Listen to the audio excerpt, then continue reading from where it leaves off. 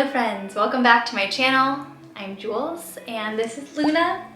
This is Clover. They don't really want to be on camera right now, so we're going to respect their space. But for today's video, I'm going to give you the rundown on my cleaning routine with two dogs, how I manage dog hair, how I keep things generally organized and tidy. I'm going to share my favorite dog brands and just different cute products that we have that also keep things efficient, are easy to clean, things like that. And I'm just going to try to be as transparent as possible because having two dogs is a lot of work. Going from one dog that doesn't shed to a second dog that sheds a lot has definitely added to our workload. And not only that, just managing two dogs' energy in the same home. They're both complete opposite personalities. You don't really see Luna in a lot of my videos. She's definitely, she likes to keep to herself and she is so affectionate and sweet, but she's a one-on-one type of person and she's very camera shy. So she's not on camera a lot. Clover, she is super energetic, bubbly, likes to talk to everyone. She loves to follow me around. She's usually in all my shots because she's just always here. She's also super affectionate. So yeah, I just want to kind of take you through the ins and the outs. It is a lot of work and there's things that I never really had to do or think about before. And there's definitely times where I feel overwhelmed and stressed and I feel like I'm literally drowning in dog hair. So from the outside looking in, it might seem that our house is always tidy and that it doesn't get messy, but that's not the case. It does get messy, but I'm also super on it when it comes to daily habits and weekly habits to make sure things don't build up. It just makes my life easier. These are things that just have to get done whether I like it or not, and so I just do it. I don't know. And I know that if we have a kid someday, it's gonna add another layer of complexity, and so I feel like each level of life that we're going through, it's just preparing us for the next chapter. Literally, as I'm saying this, I see dog hair floating in the air. If you'd like to learn more about the adoption stories of Luna and Clover and just want to get to know them better as dogs, let me know in the comments. I'd be happy to share. All right, let's get to it. One shift we made to manage dog hair is to ditch the duvet. This simple quilt from Parachute is easy to wash every week and I don't have to wrestle with the duvet cover. I do miss the fluffiness of a duvet, but it's a sacrifice I'm willing to make. Next up, let's talk about vacuuming. When you have dogs that shed, your vacuum will be your best friend. I vacuum every other day, sometimes every day. I use the cordless Dyson Animal Cyclone V10. We've had it for 3 or 4 years, so I'm sure there's newer versions out that are even better, but it's been a great vacuum and I would definitely recommend it. I use a separate attachment for the bed and the side tables only, so it never touches the ground, and we leave this attachment upstairs. Growing up, I always shared a bed with my dog, so with Luna and Clover, it was no different.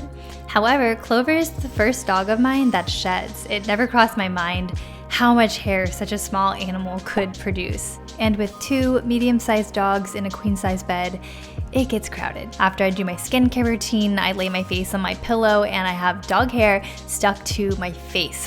I go back and forth on what to do, and sometimes I wonder, what if we never let them sleep in our bed in the first place? If you do get a new dog and they happen to shed, definitely keep this in mind if you're deciding whether or not to let them sleep with you. Beyond regularly vacuuming the bed and the floors, I also have to take into consideration the baseboards. A lot of hair tends to accumulate here, and it's not as easy as just vacuuming it away. Sometimes I have to take a damp rag to wipe it because it does stick.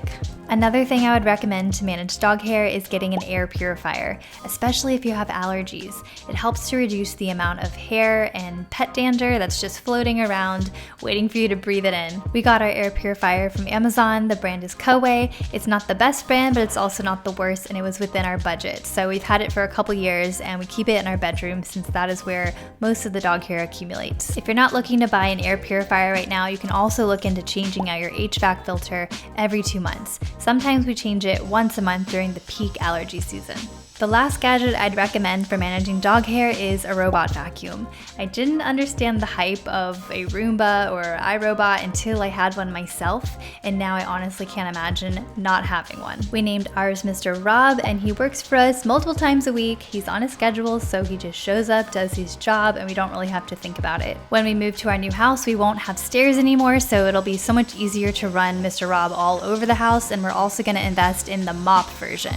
We've talked about the Dyson, the air purifier, the RoboVac, but the one thing you can't forget to do is groom regularly. Your dog is gonna shed no matter what. You can't stop it, but you can help control and manage the hair by grooming them and brushing them regularly. Clover does not like being brushed, but Luna absolutely loves it. She soaks it all in. It's her self-care Sunday. Luna is the self-care queen, and we're here for it. In addition to grooming, we also keep up with their paws because, let's face it, dogs don't take their shoes off, and sometimes they'll jump up on your walls and get it muddy. So we do what we can to try to minimize situations like this. Let's move on to how I like to keep things organized and my favorite dog products and accessories. If you've been subscribed to my channel for a while now, then you know how much I love bins and baskets for organization. So of course I have a toy basket downstairs, and then we have one upstairs in the office as well. This helps us not trip on dog toys. I wish I could just train our dogs to put their toys back in their basket, but that would be a whole nother level of dog.